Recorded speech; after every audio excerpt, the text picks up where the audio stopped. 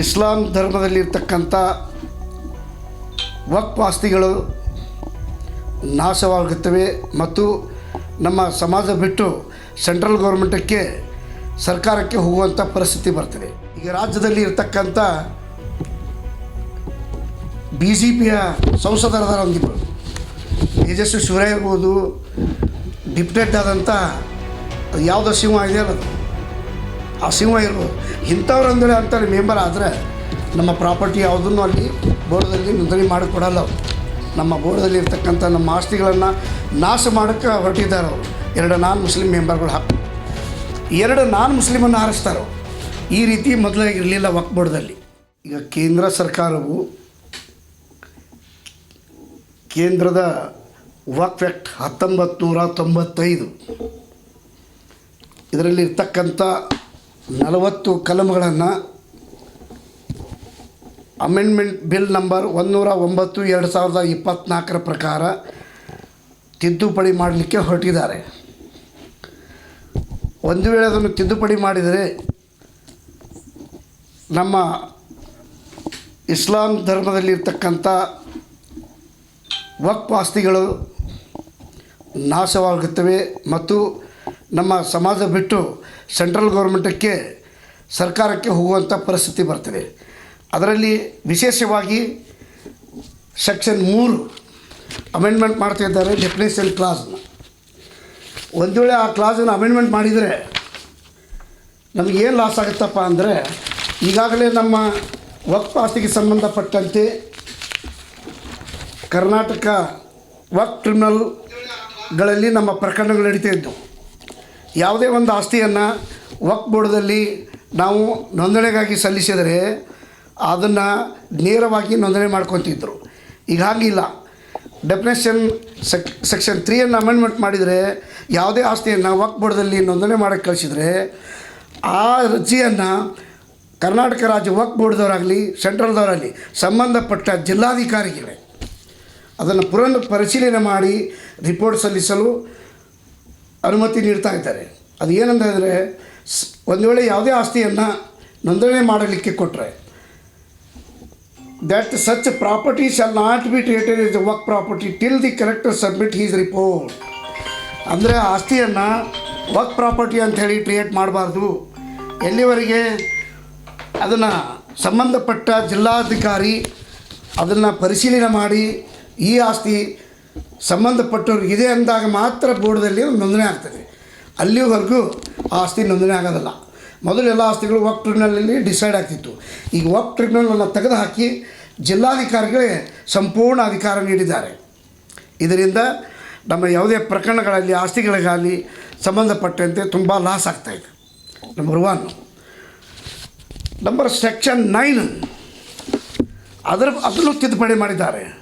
Section 9ರಲ್ಲಿ ಏನಿತ್ತಪ್ಪ ಅಂತಂದರೆ, section 9 ಇರುತ್ತೆ ಅಂದರೆ ಸೆಂಟ್ರಲ್ ವಕ್ಫ್ ಬೋರ್ಡ್ ಅಂದರೆ establishment and constitution of the central Waqf council. Waqf ಕೌನ್ಸಿಲನ್ನು ಕೂಡ ಅಲ್ಲಿಂದ ಕೂಡ ಸೆಕ್ಷನ್ 9 ಅಮೆಂಡ್ಮೆಂಟ್ ಮಾಡಲಿಕ್ಕೆ ಹೊರಟಿದ್ದಾರೆ. ಒಂದು ವೇಳೆ ಆ ಸೆಕ್ಷನ್ನ ಅಮೆಂಡ್ಮೆಂಟ್ ಮಾಡಿದರೆ ಆ ವಕ್ಫ್ ಬೋರ್ಡ್ದಲ್ಲಿ ಕೂಡ 2 ನಾನ್ ಮುಸ್ಲಿಂ ಮೆಂಬರು ಅಲ್ಲಿ ಆಗಬೇಕಾಗತ್ತೆ. ಉದಾಹರಣೆಗಾಗಿ ಅಲ್ಲಿ ಆಗಬೇಕಾಗಿದ್ದು ಒಟ್ಟು 11 ಮಂದಿ ಮೆಂಬರ್ಗಳನ್ನ ಆರಿಸ್ತಾರೆ. ಒಂದು ಯೂನಿಯನ್ ಮಿನಿಸ್ಟರ್ಸ್ ಚೇರ್ಪರ್ಸನ್ ಅವರು, 3 ಮೆಂಬರ್ಸ್ ಆಫ್ ದಿ ಪಾರ್ಲಿಮೆಂಟ್, ಒಂದು ರಾಜ್ಯಸಭಾ ಮೆಂಬರ್. ಉಳಿದಂತೆ ಈ ರೀತಿ ಸಂಬಂಧಪಟ್ಟ ಮುತುವಲ್ಲಿಗಳು ಇವ್ರನ್ನ ಆರಿಸ್ತಾರೆ. ಅದರಲ್ಲಿ 2 ನಾನ್ ಮುಸ್ಲಿಮನ್ನು ಆರಿಸ್ತಾರೆ. ಈ ರೀತಿ ಮೊದಲಾಗಿರಲಿಲ್ಲ ವಕ್ಫ್ ಬೋರ್ಡಲ್ಲಿ. ಈ ನಾನ್ ಮುಸ್ಲಿಮನ್ನು ಆರಿಸೋದ್ರಿಂದ ಅಲ್ಲಿ ಯಾವುದೇ ನಮ್ಮ ಆಸ್ತಿಗಳು ನೋಂದಣಿಗೆ ಹೋದು ಅಂದರೆ ಅದನ್ನು ನೋಂದಣಿ ಮಾಡಿಕೊಡೋದಿಲ್ಲ ಅವರು. ಉದಾಹರಣೆಗಾಗಿ ಈಗ ರಾಜ್ಯದಲ್ಲಿ ಇರ್ತಕ್ಕಂಥ BJPಯ ಸಂಸದರ ಒಂದಿಬ್ಬರು ತೇಜಸ್ವಿ ಸೂರ್ಯ ಇರ್ಬೋದು, ಡಿಪ್ಟೇಟ್ ಆದಂಥ ಯಾವುದೋ ಸಿಂಹ ಇದೆಯಲ್ಲ ಆ ಸಿಂಹ ಇರ್ಬೋದು, ಇಂಥವ್ರಂದರೆ ಅಂತಾರೆ ಮೆಂಬರ್ ಆದರೆ ನಮ್ಮ ಪ್ರಾಪರ್ಟಿ ಯಾವುದನ್ನು ಅಲ್ಲಿ ಬೋರ್ಡಲ್ಲಿ ನೋಂದಣಿ ಮಾಡಿಕೊಡಲ್ಲ ಅವರು. ನಮ್ಮ ಬೋರ್ಡಲ್ಲಿ ಇರ್ತಕ್ಕಂಥ ನಮ್ಮ ಆಸ್ತಿಗಳನ್ನು ನಾಶ ಮಾಡೋಕ್ಕೆ ಹೊರಟಿದ್ದಾರೆ ಅವರು, 2 ನಾನ್ ಮುಸ್ಲಿಂ ಮೆಂಬರ್ಗಳು ಹಾಕ್ಕೊಂಡು. ಅದೇ ರೀತಿ ಸೆಕ್ಷನ್ 14 ಅದನ್ನು ಕೂಡ ಅಮೆಂಡ್ಮೆಂಟ್ ಮಾಡ್ತಾ ಇದ್ದಾರೆ. ಅದು ಕೂಡ ಸ್ಟೇಟ್ ವಕ್ಫ್ ಬೋರ್ಡ್. ಅದು ಸ್ಟೇಟ್ ವಕ್ಫ್ ಬೋರ್ಡಲ್ಲಿ ಕೂಡ 11 ಮಂದಿ ಮೆಂಬರ್ಸ್ ಇರ್ತಾರೆ. 11 ಮಂದಿ ಮೆಂಬರ್ಸಲ್ಲಿ ಅಲ್ಲಿ ಕೂಡ ಇಬ್ಬರು ನಾನ್ ಮುಸ್ಲಿಮನ್ನು ಹಾಕ್ಕೊಳ್ತಾ ಇರ್ತಾರೆ. 2 members of the board appointed under class C shall be women, ಇಬ್ಬರು ಮೆಂಬರು ಮಹಿಳಾ. ಅದರಂತೆ under sub section shall be A non Muslim, ಅಲ್ಲಿ ಕೂಡ ಇಬ್ಬರು ನಾನ್ ಮುಸ್ಲಿಮನ್ನು ಅಪಾಯಿಂಟ್ಮೆಂಟ್ ಮಾಡ್ಕೊಳ್ತಾರೆ. ಯಾವ ಉದ್ದೇಶಕ್ಕೆ ಅಂದರೆ ನಮ್ಮ ಆಸ್ತಿ ಪಾಸ್ತಿಗಳನ್ನೆಲ್ಲ ನಾಶ ಮಾಡುವ ಉದ್ದೇಶದ ಹೊರಟು ಅವರಿಬ್ಬರು ನಾನ್ ಮುಸ್ಲಿಮನ್ನು ಹಾಕ್ಕೊಂಡು ಇದನ್ನು ಅಮೆಂಡ್ ಮಾಡಿ ನಮ್ಮ ಆಸ್ತಿಯನ್ನು ನಾಶ ಮಾಡಲಿಕ್ಕೆ ಹೊರಟಿದ್ದಾರೆ. ಸೊ ಇದನ್ನು ಅಮೆಂಡ್ಮೆಂಟ್ ಮಾಡೋದ್ರಿಂದ ಸಂಪೂರ್ಣ ನಮ್ಮ ಇಸ್ಲಾಂ ಧರ್ಮ ಆಗಿರ್ಬೋದು, ನಮ್ಮ ಸಮಾಜಕ್ಕೆ ಆಗಿರ್ಬೋದು, ಎಲ್ಲ ಅನ್ಯಾಯ ಆಗ್ತದೆ. ಅದರಂತೆ ಸೆಕ್ಷನ್ 14 ಅದನ್ನು ಈಗಾಗಲೇ ಹೇಳಿದೆ ನಾನು. ಸೆಕ್ಷನ್ 36 ಮತ್ತು 37 ಈ ಸೆಕ್ಷನ್ ಕೂಡ ಅಮೆಂಡ್ಮೆಂಟ್ ಮಾಡಿದ್ದಾರೆ. ಈ ಸೆಕ್ಷನ್ದಲ್ಲಿ ಸೆಕ್ಷನ್ 36 ಮತ್ತು 37 ಏನಿದೆ ಅಂದರೆ, ಯಾವುದೇ ಒಂದು ಪ್ರಾಪರ್ಟಿನ ನಾವು ವಕ್ಫ್ ಬೋರ್ಡ್ಗೆ ರಿಜಿಸ್ಟ್ರೇಷನ್ ಕಳಿಸಿದ್ವಿ ಅಂದರೆ ನಮ್ಮ ಅಪ್ಲಿಕೇಶನನ್ನು ರಿಜಿಸ್ಟ್ರೇಷನಲ್ಲಿ ಬೋರ್ಡ್ದವ್ರು ಏನು ಮಾಡ್ತಾರೆ, ಸೆಕ್ಷನ್ 36ದಲ್ಲಿ on the receipt of the application for the registration the board shall forward the said application to the collector. ಈಗಾಗಲೇ ಹೇಳಿದೆ ನಾನು, ವಕ್ಫ್ ಟ್ರಿಬ್ಯುನಲನ್ನು ಕ್ಯಾನ್ಸಲ್ ಮಾಡಿ ಡಿಸ್ಟ್ರಿಕ್ಟ್ ಕಮಿಷನರ್ ಪವರ್ ಕೊಡ್ತಾ ಇದ್ದಾರೆ. ಯಾವುದೇ ಅಷ್ಟೇ ಅಲ್ಲಿ ರಿಜಿಸ್ಟ್ರೇಷನ್ಗೆ ಹೋದರೆ ಅದನ್ನು ಮರಳಿ ವೆರಿಫಿಕೇಷನ್ಗಾಗಿ ಡಿಸ್ಟ್ರಿಕ್ಟ್ ಕಲೆಕ್ಟರ್ ರೆಫರ್ ಮಾಡ್ತಾರೆ ಅಪ್ಲಿಕೇಶನ್ನ. ನಂತರ the said collector having the jurisdiction to enquiry and genuineness of the validity of the application ಅದು ವೆರಿಫೈ ಮಾಡಿ ಕಳಿಸುವಂಥ ಅಂಥ ಒಂದು ಸಂದರ್ಭದಲ್ಲಿ ಒಂದು ವೇಳೆ ಬಿ ಜೆ ಪಿ ಗೌರ್ಮೆಂಟ್ ಇತ್ತಂದ್ರೆ ಜಿಲ್ಲಾಧಿಕಾರಿ ಬಿ ಜೆ ಪಿ ಗೌರ್ಮೆಂಟನ್ನು ಅಂಡರ್ದಾಗ ಕೆಲಸ ಮಾಡವ, ಅವ್ರು ಹೇಳ್ದಂಗೆ ಮಾಡವ, ಈ ಆಸ್ತಿಯನ್ನು ವಕ್ಫ್ ಬೋರ್ಡ್ದಾಗ ನೋಂದಣಿ ಮಾಡಬಾರ್ದು. ಸೊ ಹೀಗಾಗಿ ಇಲ್ಲಿ ಕೂಡ ನಮ್ಗೆ ಅನ್ಯಾಯ ಆಗುವಂಥ ಸಂದರ್ಭ ಇದೆ. ಅದೇ ರೀತಿ ಸೆಕ್ಷನ್ 37 ಅಲ್ಲಿ ಕೂಡ ಅದೇ ರೀತಿ ಇದೆ. The revenue laws in force shall give the public notice of the any 90 days ಅಂತ ಒಂದು ಯಾವುದಾದ್ರೂ ನೋಟಿಸನ್ನು ರಿಜಿಸ್ಟ್ರೇಷನ್ ಮಾಡೋಕ್ಕೆ ಕೊಟ್ಟರೆ ಅದನ್ನು ಕೂಡ ಪಬ್ಲಿಕ್ ನೋಟಿಸ್ ಅಂತ ಮಾಡ್ತಾರೆ.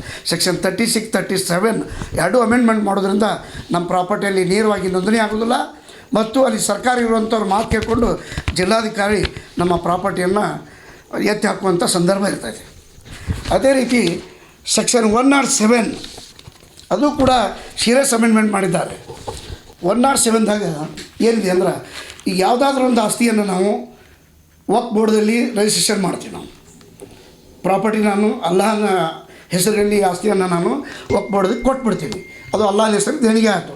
ಅಂಥ ಪ್ರಾಪರ್ಟಿಯನ್ನು ಯಾರಾದರೂ ಚಾಲೆಂಜ್ ಮಾಡಬೇಕಾಗಿದ್ರೆ ಈ ಮೊದಲೇನಿತ್ತು, ವಿದಿನ್ 1 yearದಾಗ ವಕ್ಫ್ ಟ್ರಿಬ್ಯುನಲ್ದಾಗ ಚಾಲೆಂಜ್ ಮಾಡ್ಬೇಕಂತಿತ್ತು. ಅದು ವಕ್ಫ್ ಟ್ರಿಬ್ಯುನಲ್ ತೆಗೆದುಬಿಟ್ರೆ ಈಗ 1 yearದಲ್ಲಿ ಚಾಲೆಂಜ್ ಮಾಡೋಂಗಿಲ್ಲ, ಲಿಮಿಟೇಷನ್ ಹಾಕ್ಕೊಂತಾರೆ.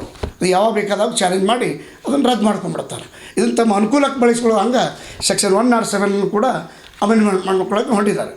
ಅದೇ ರೀತಿ ಸೆಕ್ಷನ್ 108 ಅದು ಕೂಡ ಹಾಗೆ the authorities as such board is assuming the direct management ಅಂತ ಇತ್ತು. ಅದನ್ನೆಲ್ಲ ತೆಗೆದುಬಿಟ್ರಿ ಈಗ ಅವರು. ಸೆಕ್ಷನ್ 107, 108, 108A ಅದನ್ನು ಕೂಡ ಅಮೆಂಡ್ಮೆಂಟ್ ಮಾಡಿ ಡಿಸ್ಟ್ರಿಕ್ಟ್ ಕಮಿಷನರ್ಗೆ ಫುಲ್ ಅಥಾರಿಟಿ ಕೊಟ್ಬಿಟ್ರಿ ಈಗ. ಸೊ ಅದೇ ರೀತಿ ಸೆಕ್ಷನ್ 109 ಕೂಡ ಇದೆ. 109 ಏನು ಹೇಳ್ತಪ್ಪ ಅಂದ್ರೆ,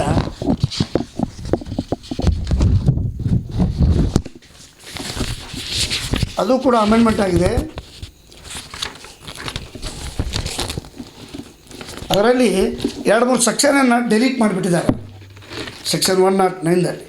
ಯಾವ ಪಾರ್ಟ್ ಡಿಲೀಟ್ ಮಾಡ್ಯಾರ ಅಂದರೆ, ಸೆಕ್ಷನ್ 109 ಏನಿತ್ತಂದ್ರೆ part to make the rules ಅಂತಿತ್ತು. ಬೋರ್ಡ್ದವರು ಅದನ್ನು ರೂಲ್ಸ್ ಮಾಡ್ತಾಯಿದ್ರು. ಆ ಸಂದರ್ಭದಲ್ಲಿ ಅವರು ಅಮೆಂಡ್ಮೆಂಟ್ ಯಾವ ರೀತಿ ಮಾಡ್ತಾಯಿದ್ದಾರೆ ಅಂದರೆ, ಅದನ್ನು ಸರ್ವೆ ಡಿಪಾರ್ಟ್ಮೆಂಟಿಂದ ಸರ್ವೆ ಮಾಡಿಸೋರು ಸೆಂಟ್ರಲ್ ಗೌರ್ಮೆಂಟ್ದವರು. ಸೆಂಟ್ರಲ್ ಗೌರ್ಮೆಂಟ್ ಯಾವ್ದು ಇರ್ತೈತಿ, ಬಿ ಜೆ ಪಿ ಇರ್ತೈತಿ. ಆ ಸಂದರ್ಭದ ಬಿ ಜೆ ಪಿಯಿಂದ ಸರ್ಕಾರದವರು ಸಂಬಂಧಪಟ್ಟ ತಮ್ಮ ಸರ್ವೆ ಡಿಪಾರ್ಟ್ಮೆಂಟ್ ಸರ್ವೆ ಮಾಡಿಸಿ ತಮಗೆ ಅನುಕೂಲ ಬಂದಂಗೆ ಸರ್ವೆ ಮಾಡಿಸ್ಕೊಂಡು ತಮ್ಮ ಆಸ್ತಿಗಳನ್ನು ಹಡಪು ಹಾಕೋ ಸಂಬಂಧ ಆ ಸೆಕ್ಷನ್ ಕೂಡ ಅಮೆಂಡ್ಮೆಂಟ್ ಮಾಡ್ತಾಯಿದ್ದಾರೆ. ಅದೇ ರೀತಿ ಸೆಕ್ಷನ್ 109ದಲ್ಲಿ ಮತ್ತೊಂದು ಸೆಕ್ಷನ್ ಇದೆ. ಅದು ಏನಪ್ಪ ಅಂದರೆ, election of the members of the board ಅದನ್ನು ಕೂಡ ಅಮೆಂಡ್ಮೆಂಟ್ ಮಾಡ್ತಾಯಿದ್ದಾರೆ. ಒಟ್ಟಿನಲ್ಲಿ ಈ ವಕ್ಫ್ ಆ್ಯಕ್ಟನ್ನು ಸೆಕ್ಷನ್ 40 ಸೆಕ್ಷನ್ ಅಮೆಂಡ್ಮೆಂಟ್ ಮಾಡಿ ವಕ್ಫ್ ಟ್ರಿಬ್ಯುನಲ್ ಅಧಿಕಾರವನ್ನು ಜಿಲ್ಲಾಧಿಕಾರಿಗಳಿಗೆ ಕೊಟ್ಟು, ಅದೇ ರೀತಿ ಮತ್ತು ಈಗ ನಮ್ಮದು ವಕ್ಫ್ ಬೋರ್ಡ್ ಕೂಡ ಅಟಾನಮಸ್ ಬೋರ್ಡ್ ಇತ್ತು. ಯಾವುದೇ ಒಂದು ತೀರ್ಮಾನ ತೊಗೋಬೇಕಾದ್ರೆ ಅಟಾನಮಸ್ ಬೋರ್ಡ್ನವ್ರು ತೀರ್ಮಾನ ತೊಗೋತೀವಿ. ಈಗ ಹಂಗಿಲ್ಲ, ಜಿಲ್ಲಾಧಿಕಾರಿ ತೀರ್ಮಾನ ಮಾಡಿ ತೊಗೊಂಡು ರಿಪೋರ್ಟನ್ನು ಮಾತ್ರ ಅಲ್ಲಿ ನೋಂದಣಿ ಮಾಡ್ಕೋಬೇಕು. ಸೊ ಇದು ನಮಗೆ ಅನ್ಯಾಯ ಇದೆ. ಇದಕ್ಕೆ ಸಂಬಂಧಪಟ್ಟಂಗೆ ನಾವು ಈಗಾಗಲೇ ದಿನಾಂಕ 6ನೇ ತಾರೀಕು ಮುಂದೆ ಅಕ್ಟೋಬರ್ ತಿಂಗಳಲ್ಲಿ ಹುಬ್ಬಳ್ಳಿಯಲ್ಲಿ ಆಲ್ ಕರ್ನಾಟಕ ಮುಸ್ಲಿಂ ಅಡ್ವೊಕೇಟ್ಸ್ ಒಂದು ಡೆಲಿಗೇಷನ್ ಮಾಡ್ತಾಯಿದ್ದೇವೆ. ಅದು ಯಾವುದೋ ಹೋಟೆಲ್ಪ ಅಂದರೆ